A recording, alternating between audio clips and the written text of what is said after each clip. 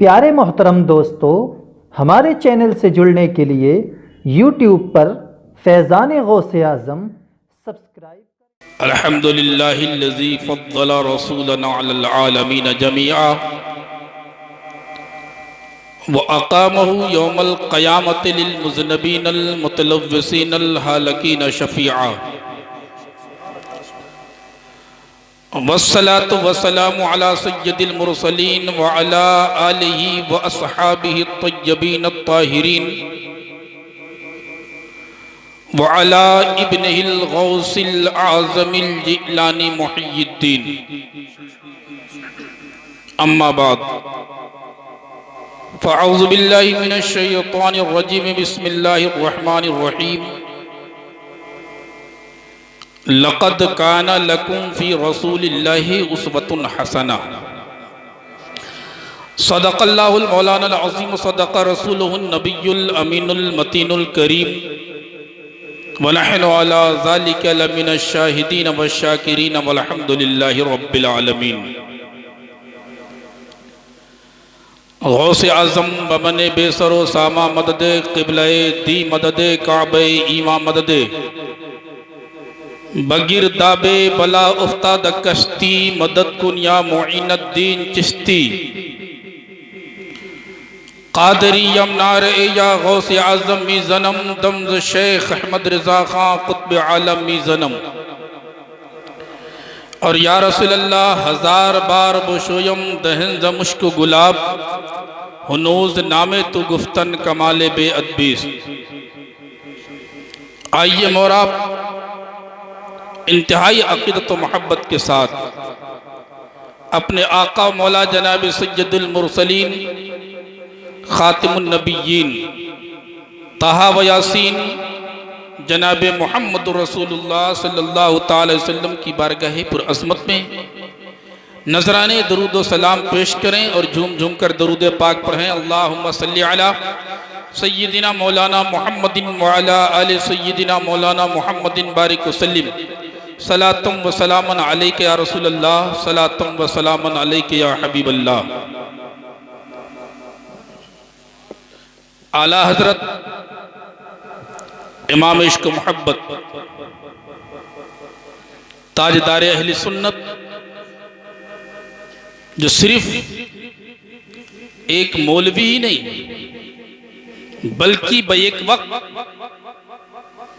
आप मौलवी भी थे, आलिम भी थे, हाफिज भी थे, कारी भी थे, मुफ्ती भी थे, मुहक्किक भी थे, मुदक्किक भी थे, मुफस्सिर भी थे, मुरत्तिब भी थे, मुअल्लिफ भी थे, शायर भी थे, नात ख्वाह भी थे और नात गो भी थे।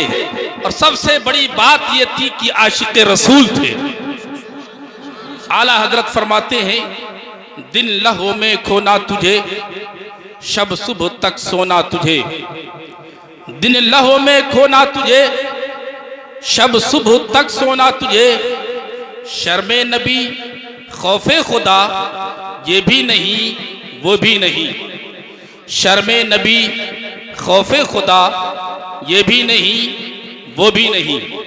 हजरात, मैं सबसे पहले दिल की अथाह गहराइयों से आप तमामी हजरात का और खुसूसियत के साथ जनाब डॉक्टर अलहाज मोहम्मद उमर साहब और उनके वालिदैन और अहले ख़ानदान को शादी मुबारक हो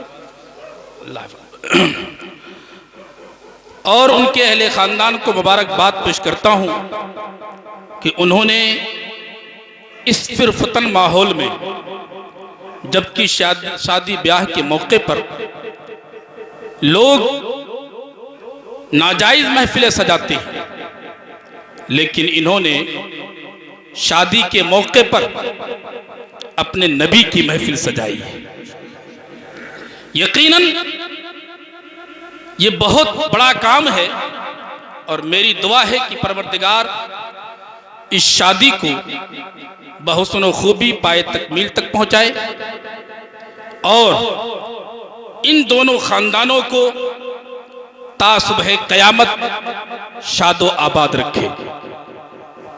हजरात, यकीनन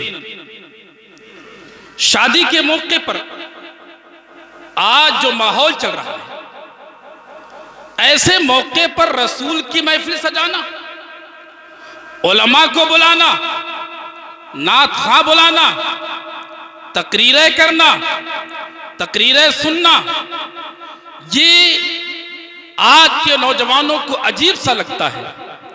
लेकिन मैं आपको बताऊं कि ये कोई मामूली काम नहीं, ये बहुत बड़ा काम है, बहुत अजीम काम है।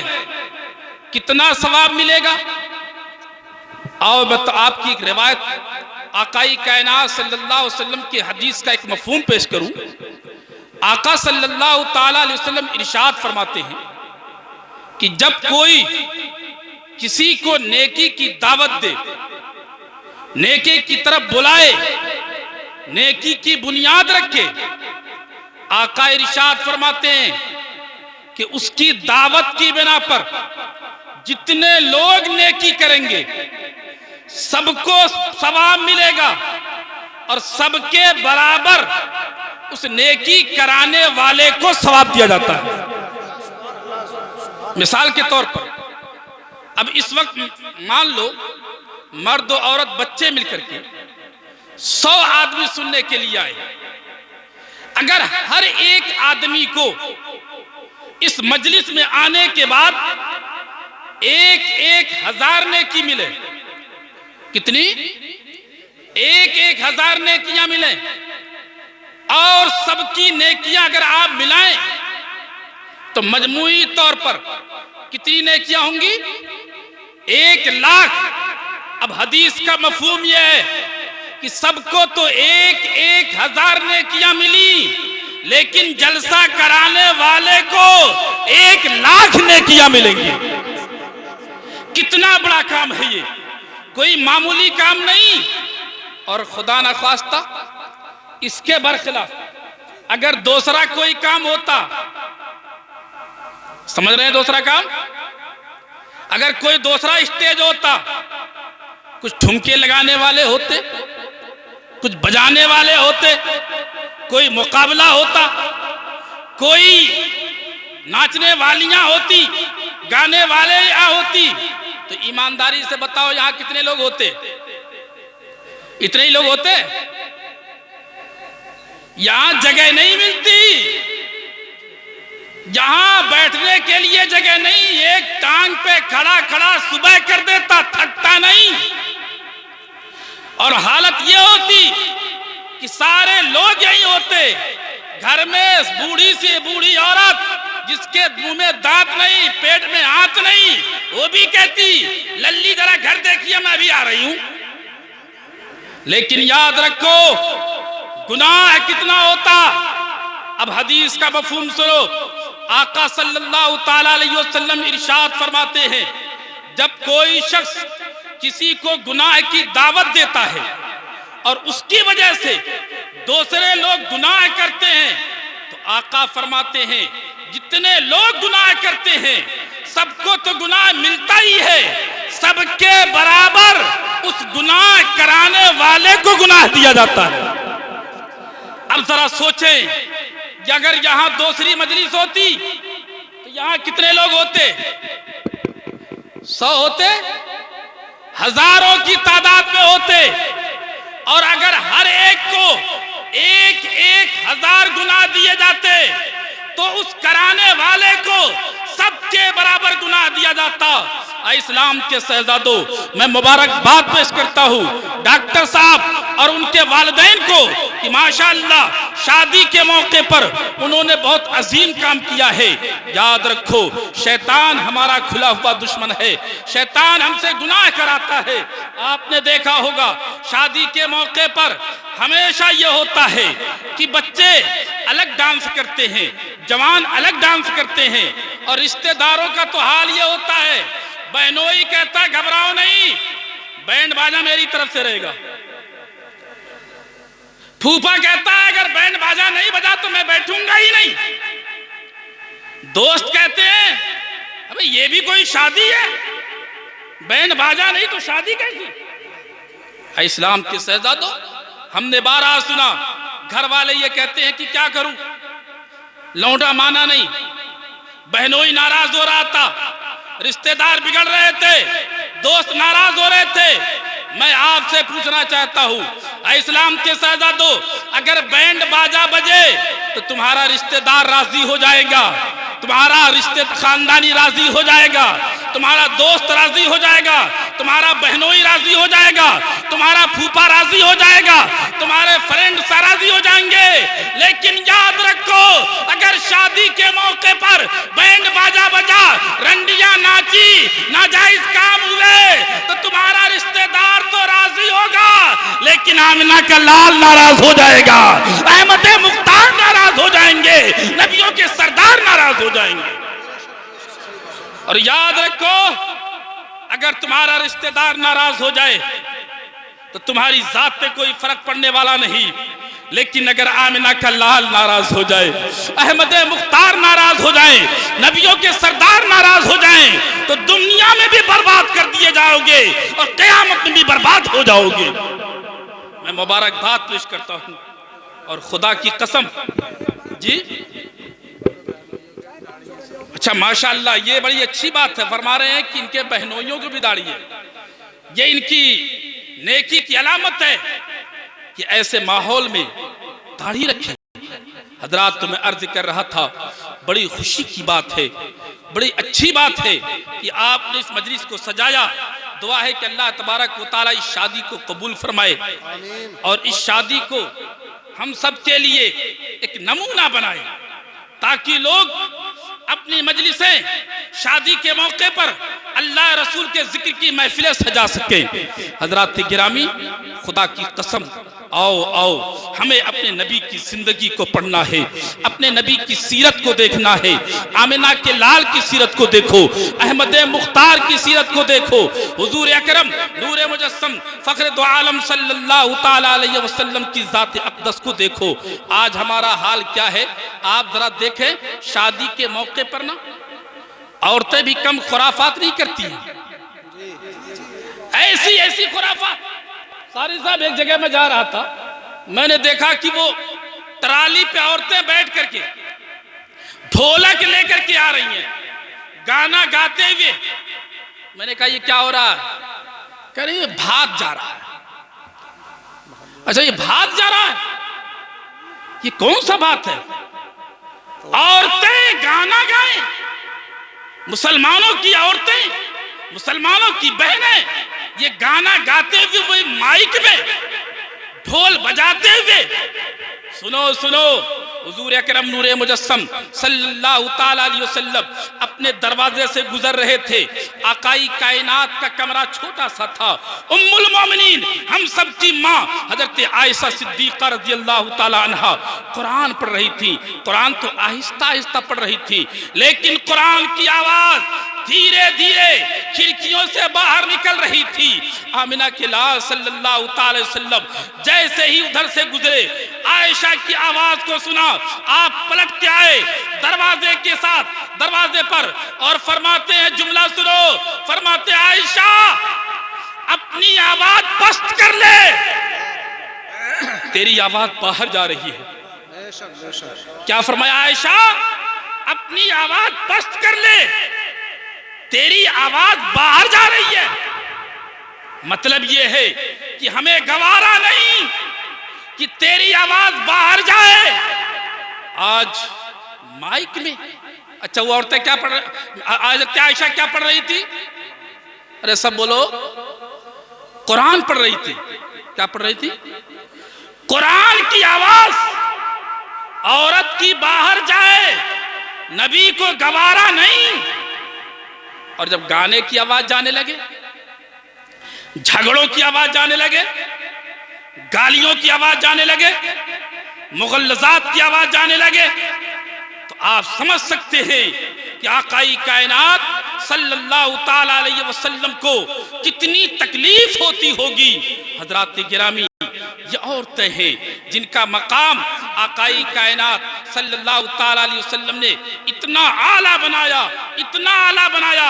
आका इरशाद फरमाते हैं, जिस घर में कोई बच्ची पैदा होती है उस घर की ज़ियारत के लिए अल्लाह के फरिश्ते आया करते हैं। नारे तकबीर, नारे रिसालत। मुफ्ती इश्तियाक हुसैन साहिब क़िबला, जश्न शादी कॉन्फ्रेंस, नारे तकबीर। एक जगह आकाई कायनात सल्लल्लाहु अलैहि वसल्लम ने इरशाद फरमाया, जिसके पास 3 बेटियां हो और सही तालीम और तरबियत के बाद सही जगह निकाह करे, आका सल्लल्लाहु ताला अलैहि वसल्लम इरशाद फरमाते हैं, जब वो निकाह से फारिग हो जाता है, अगर 3 बेटियां हैं तो आका फरमाते हैं क़यामत के दिन मेरे साथ जन्नत में जाएगा।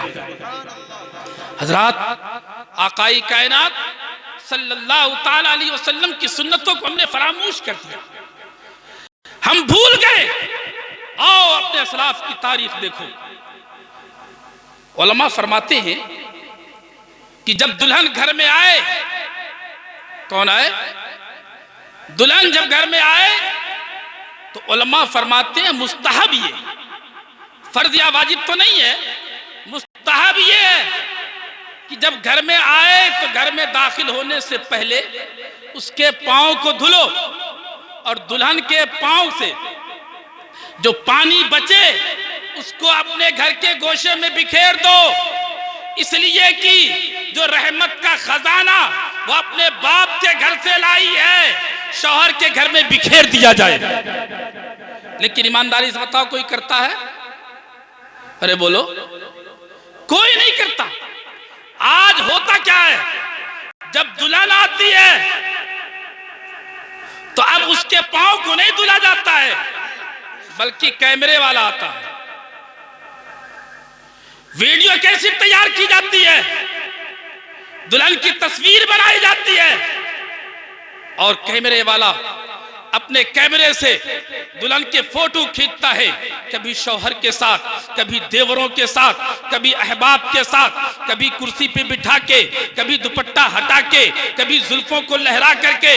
और वो तस्वीर तैयार होने के बाद जब वीडियो बनती है, दूल्हा मियां बड़े फख्र से अपने दोस्तों को दिखाते हैं, अपने अहबाब को दिखाते हैं, और दोस्त अब उसकी बीवी पर ऐसे जुमले कसता है, ऐसे जुमले कसता है कि खुदा की कसम हर गैरतमंद इंसान सुन करके उसका कलेजा फट जाएगा।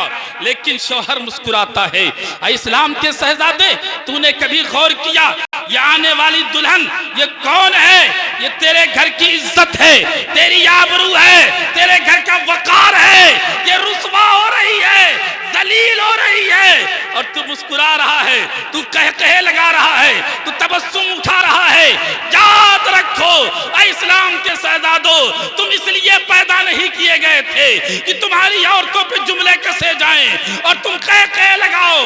नहीं नहीं, बल्कि अपने बाप दादाओं की तारीख उठा करके देखो, अपने असलाफ की तारीख उठा करके देखो, अपने अकाबिर की तारीख उठा करके देखो।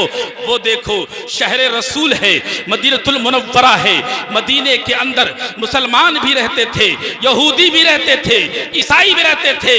और उन्हीं यहूदियों में एक यहूदन लड़की बड़ी हसीन थी, बड़ी खूबसूरत थी, बड़ी लाजवाब थी। जब चलती थी, यहूदी अपने घरों से निकल करके उसे देखने के लिए बेकरार हुआ करते थे। तारीख में आता है, एक दिन ऐसा हुआ, शहर मदीना में वो यहूदन लड़की अपने हुस्न की रानाइयों से तिलमिलाती हुई जैसे ही दरवाजे से निकली, अचानक 4 यहूदी अपने हाथों में नंगी तलवार लेकर के उस यहूदन लड़की को घेर लेते हैं। जैसे ही उस लड़की ने देखा आज मेरे पास 4 नंगी तलवारें हैं, उसने बेकरार होकर के अपने बाप को आवाज दी, अब्बा जान मेरी इज्जत लुटने वाली है।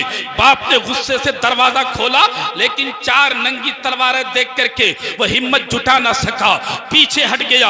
अब लड़की ने अपने भाई को पुकारा, भाईजान भाईजान मेरी इज्जत का सौदा होने वाला है, मेरी इज्जत लुटने वाली है, आप मेरी इज्जत बचा लो। भाई ने भी खिड़की खोल करके देखा, लेकिन 4 नंगी तलवारें देख करके हिम्मत जुटा न सका।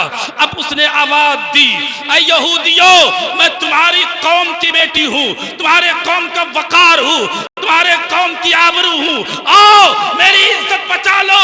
लेकिन यहूदियों ने अपने दरवाजे खोले, तलवारों को देख करके हिम्मत जुटा न सके। ईसाइयों को पुकारा, कोई ना आया। लड़की पुकारती रही, कभी बाप को पुकारती है, कभी भाई को पुकारती है, कभी यहूदियों को पुकारती है, कभी ईसाइयों को पुकारती है। पुकारते पुकारते थक गई। अचानक दिल के अंदर से आवाज आई, ऐ लड़की, तुमने अपने बाप को पुकार के देख लिया, अपने भाई को पुकार करके देख लिया, अपने खानदान को पुकार करके देख लिया, यहूदियों को पुकार करके देख लिया, लेकिन ख्याल कर, इसी शहर में मोहम्मद रसूलुल्लाह भी तो रहते हैं, इसी शहर में आमिना के लाल भी तो रहते हैं, इसी शहर में अहमद मुख्तार भी तो रहते हैं। जरा उन्हें पुकार करके देख ले। जैसे ही दिल ने आवाज दी थी, अचानक लड़की की जुबान पर एक आवाज बुलंद होती है, ऐ लोगों, आज है कोई मोहम्मद के शहर में मेरी इज्जत बचाने वाला। जैसे ही मोहम्मद का नाम आया, नबी का एक दीवाना तन्हा अपने हाथ में तलवार लेकर के मैदान में कूदता हुआ नजर आया और चैलेंज करता है, हट जाओ, अब एक मुसलमान आ गया है, किसी यहूदन की अब इज्जत लूटेगी नहीं, इसलिए कि मुस्तफा का गुलाम आ गया है। बेशक नाराए तकबीर, नाराए रिसालत, अज़मत इस्लाम, अज़मत मुसलमान, नाराए तकबीर। हज़रात गिरामी, जरा गौर फरमाए, जरा सोचे तो सही। एक ही नौजवान है, उन नौजवानों ने देख कहा, जो यहूदी थे, अपने हाथ में तलवार लेकर के आए थे कि तू तो तन्हा है, मेरा मुकाबला कैसे करेगा। तो उस मुसलमान ने कहा था, क्या यहूदियों, कान खोल करके सुन लो, मुसलमान कभी अपनी कुव्वत पर नहीं, अपनी तलवार पर नहीं, मुसलमान तो अहमद मुख्तार पर भरोसा करता है, मुसलमान तो सैयद अबरार पर भरोसा करता है। दुनिया ने देखा कि आखिर ये तन्हा मुसलमान इन 4 यहूदियों का मुकाबला कैसे करेगा। चुनांचे लोगों ने खिड़कियां खोलनी, दरवाजे खोल लिए, चारों तरफ से घेर करके खड़े हो गए। अब जरा देखे तो सही क्या होता है। दुनिया ने देखा, तलवारें निकली, तलवारें टकराई, धूल उड़ने लगी, गर्दो गुबार उड़ने लगा।